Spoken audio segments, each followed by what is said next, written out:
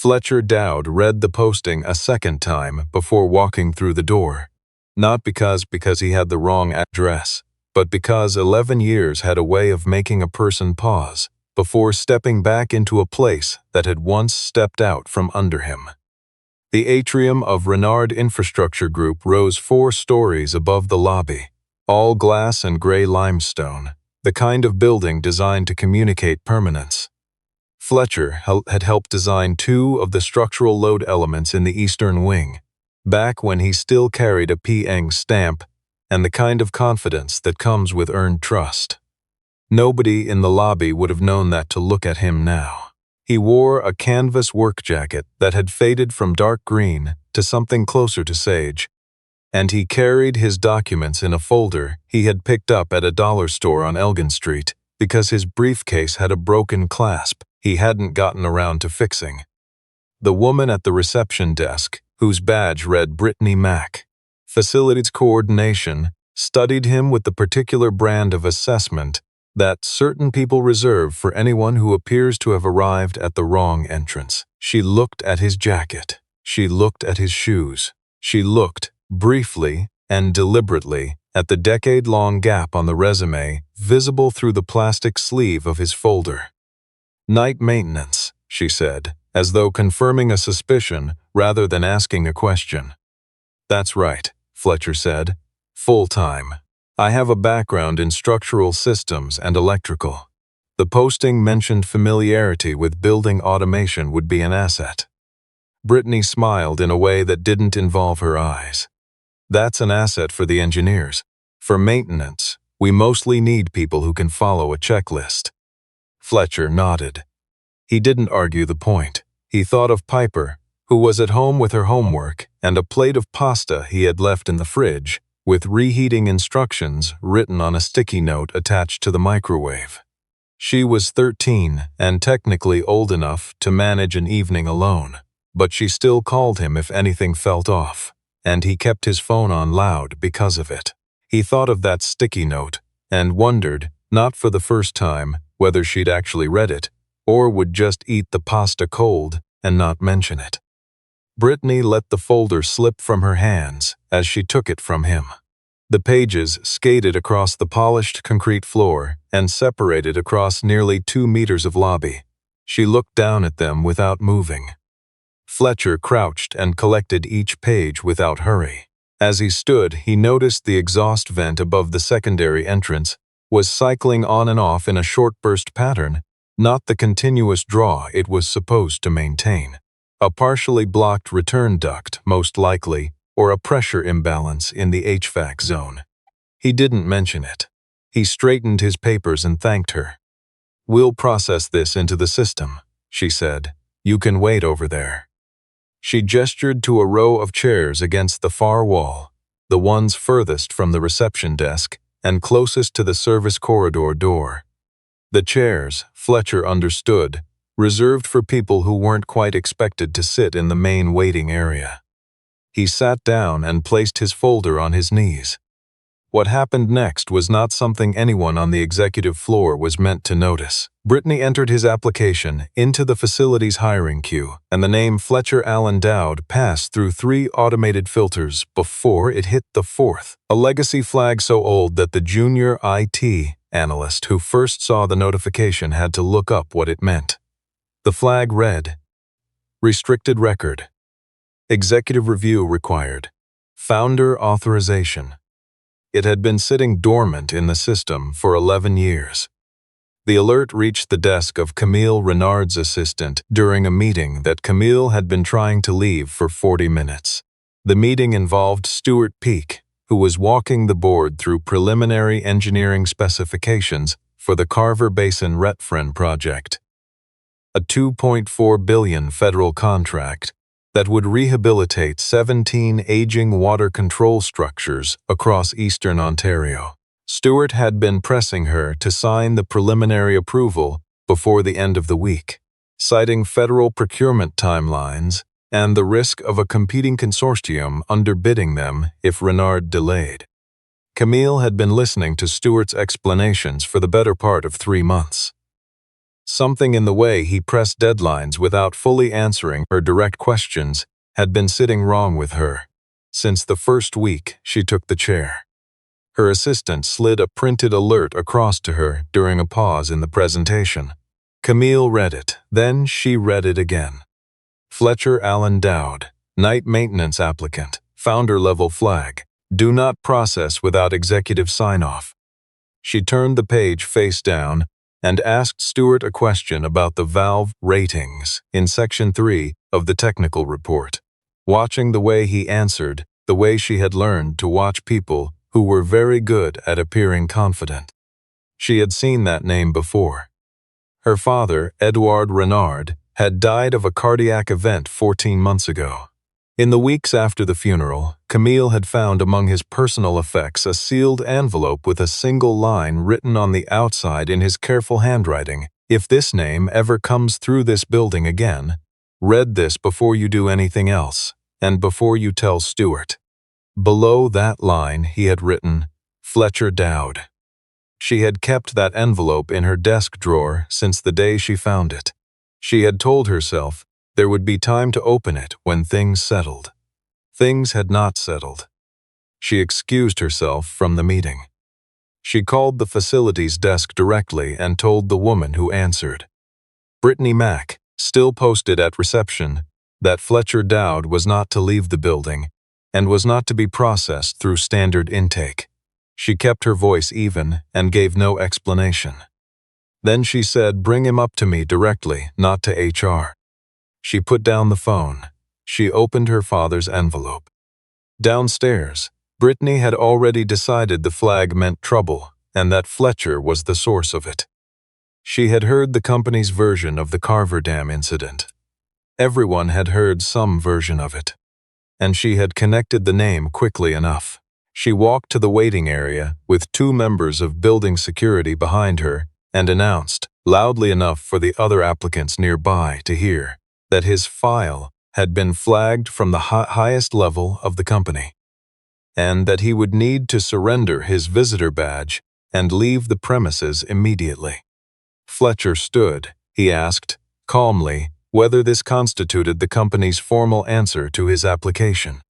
He was still asking when Camille's assistant stepped out of the elevator and told him that the chief executive wanted to see him right now. The silence that followed was the kind that happens when a room recalibrates. Brittany's mouth opened slightly. The other applicants went very still. Fletcher thanked the assistant and followed her to the elevator without looking back. In the elevator, the assistant asked if he'd ever been in the building before. The East Wing structural load elements, Fletcher said.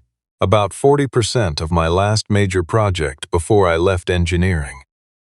The assistant said nothing, but he pressed the button for the 32nd floor with slightly more care than before.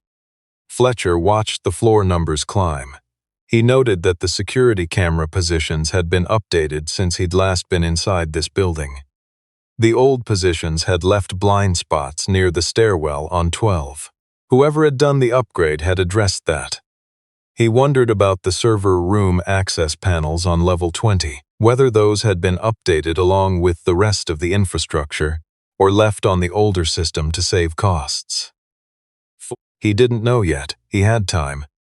Stuart Peake was already on the executive floor when the elevator opened. He had been waiting in the corridor outside Camille's office, and when he saw Fletcher step out, canvas jacket, dollar store folder, 11 years of careful stillness in his posture. Something crossed Stuart's face that a careful observer would have recognized not as surprise, but as recognition. Fletcher Dowd, Stuart said. His voice was polished and dismissive in equal measure. I didn't think you were still in Ottawa. I never left, Fletcher said.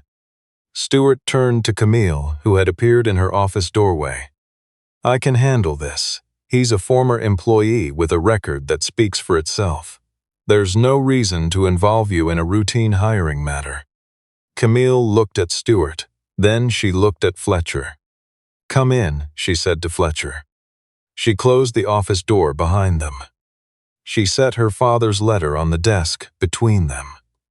Fletcher looked at the handwriting on the envelope without reaching for it. "He wrote that if you ever came back, I should read this before doing anything else," Camille said. "He also wrote that I shouldn't tell Stuart before I read it. I'd like to know why." Fletcher sat down. "Whatever he owed me," Fletcher said, "I stopped expecting 11 years ago. I'm here because the night maintenance position offers health coverage and hours that let me be home in the morning when my daughter leaves for school. That's all I'm asking for." Camille studied him for a moment. "You were the lead engineer on the Carver Dam project." "I was the engineer who reported in writing that the pressure relief valve specification was wrong," Fletcher said. "The specification was changed 2 weeks before the incident by an authorization that wasn't mine. I had documented my concerns. That documentation disappeared.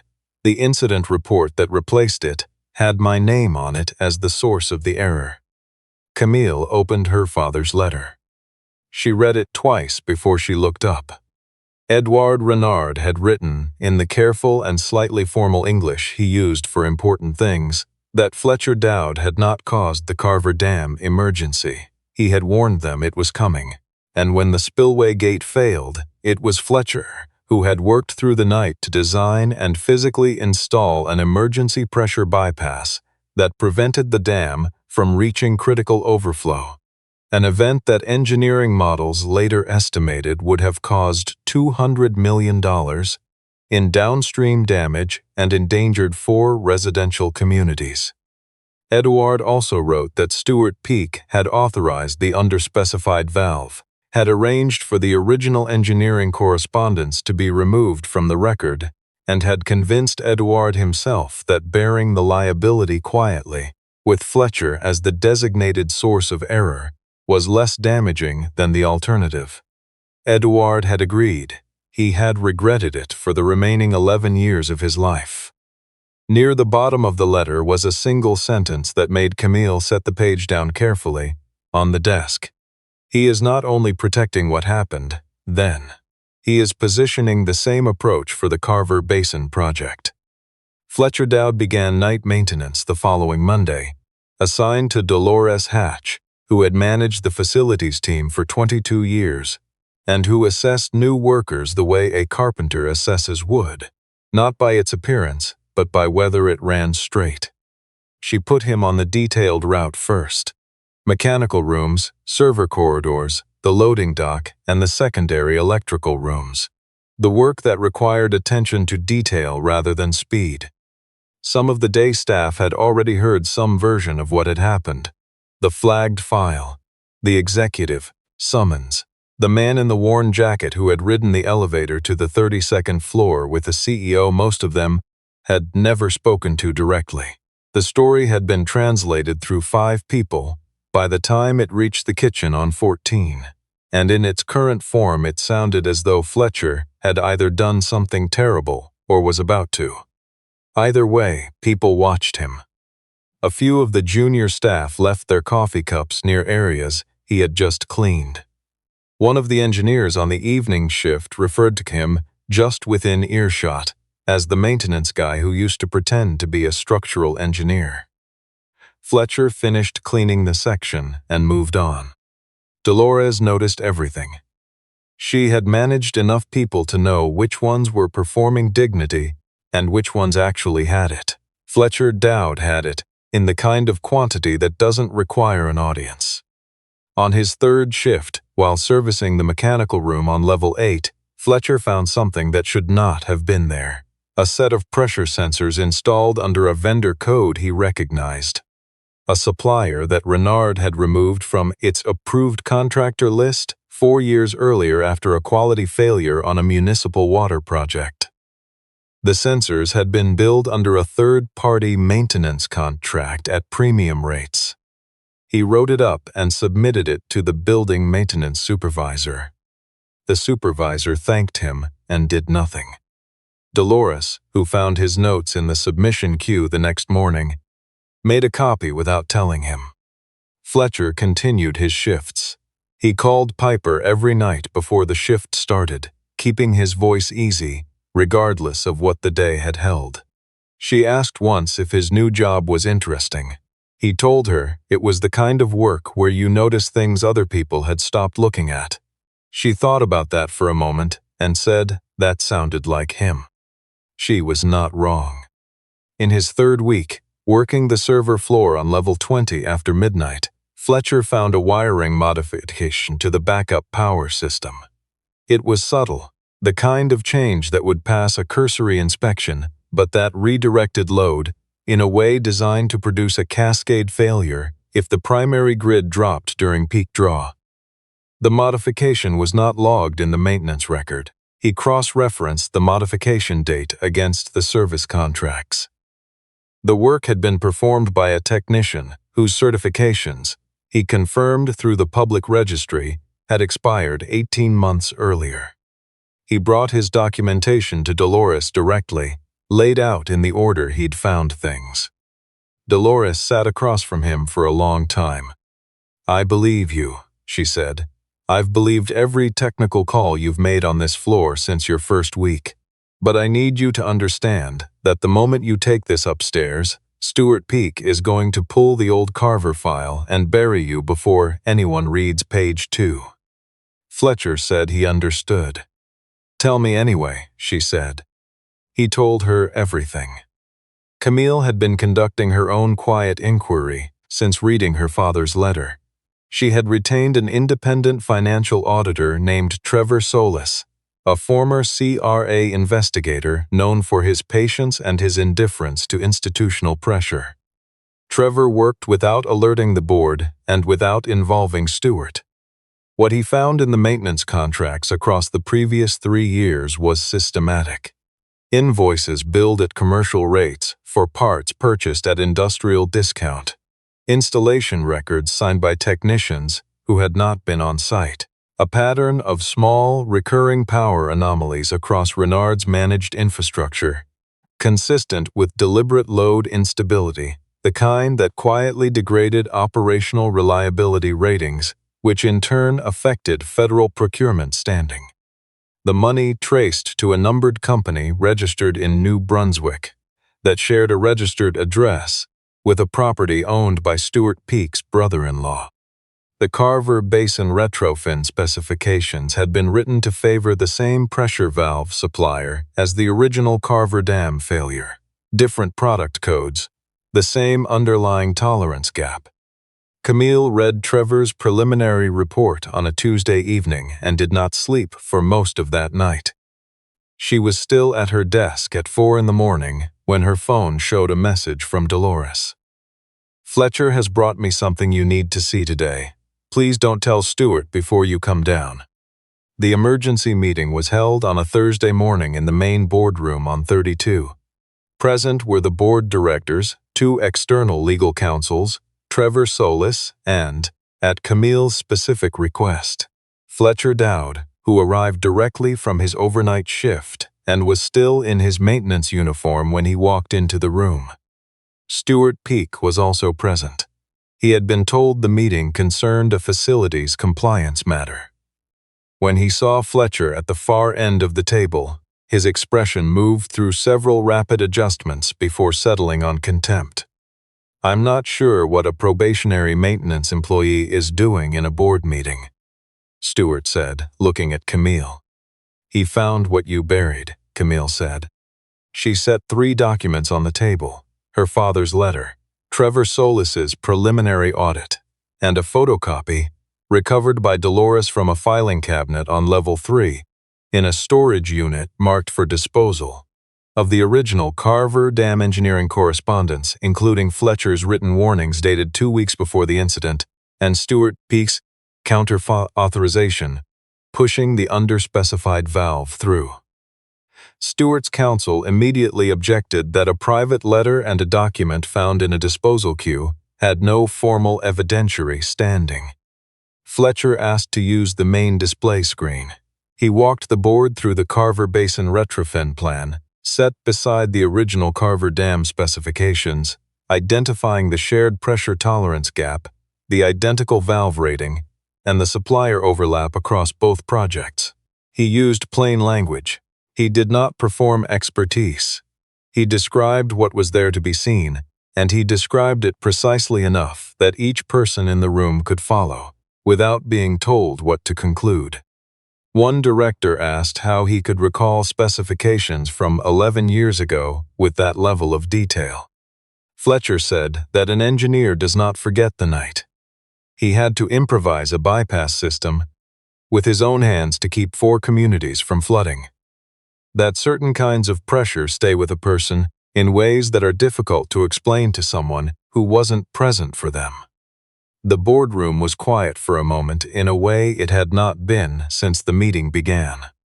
Stuart shifted his approach. He suggested that Fletcher had used his custodial access to plant the modified wiring on level 20 himself, in order to create a problem he could then claim credit for discovering. He asked the board why they would trust a man whose engineering record had been formally discredited over a 20-year company veteran. Fletcher asked, without raising his voice, whether Stuart had retained the original version of the incident report, the one that would have contained the counter-authorization paperwork.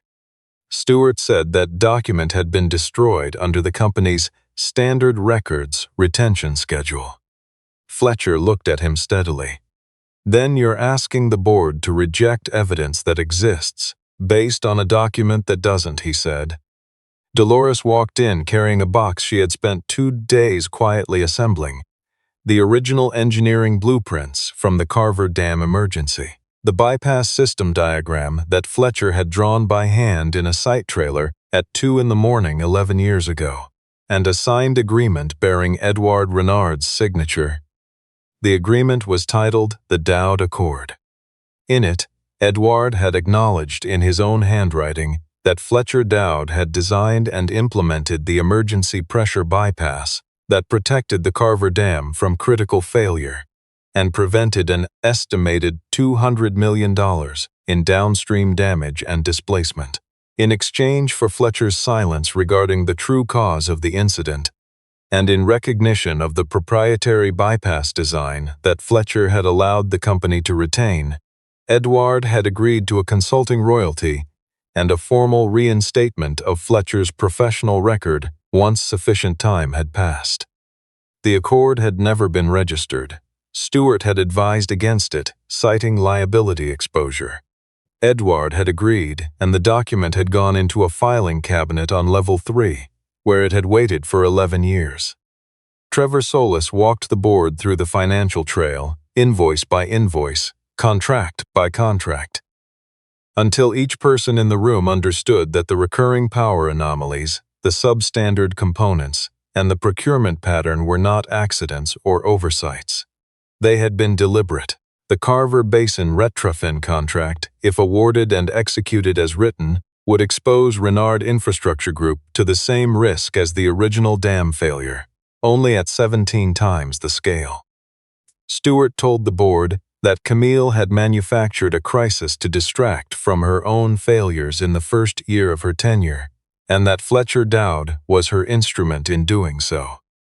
Camille placed the Dowd Accord beside Trevor's audit on the conference table and addressed the room without raising her voice.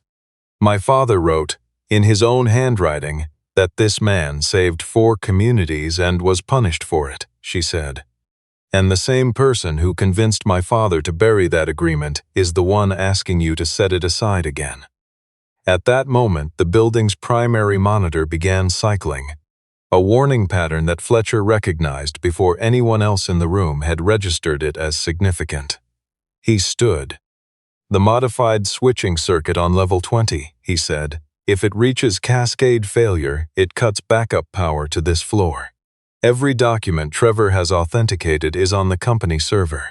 If the power drops before he can authorize an external mirror, those transaction logs can be reset to a prior state. Stuart said he was manufacturing panic to delay a vote he knew he was losing. Camille looked at Fletcher. Tell me what you need. Fletcher went with 2 members of the facilities team. He assigned each of them a specific task before they left the boardroom and gave instructions in the clear, ordered way of a man who had run emergency protocols before. He directed them to isolate the level 20 switching circuit and reroute the building load through an older bypass channel. One installed during a retrofit 8 years earlier and never fully decommissioned because no one had understood its design logic well enough to authorize its removal. Fletcher had understood its design logic. He had written it. He worked the junction with methodical calm, explaining each step to the technician beside him, because panic was more dangerous than any electrical fault he had encountered in 20 years of engineering. In the server room on 19, Trevor Solis worked simultaneously to mirror the transaction records onto an encrypted external drive. The switching circuit held. The building's power steadied.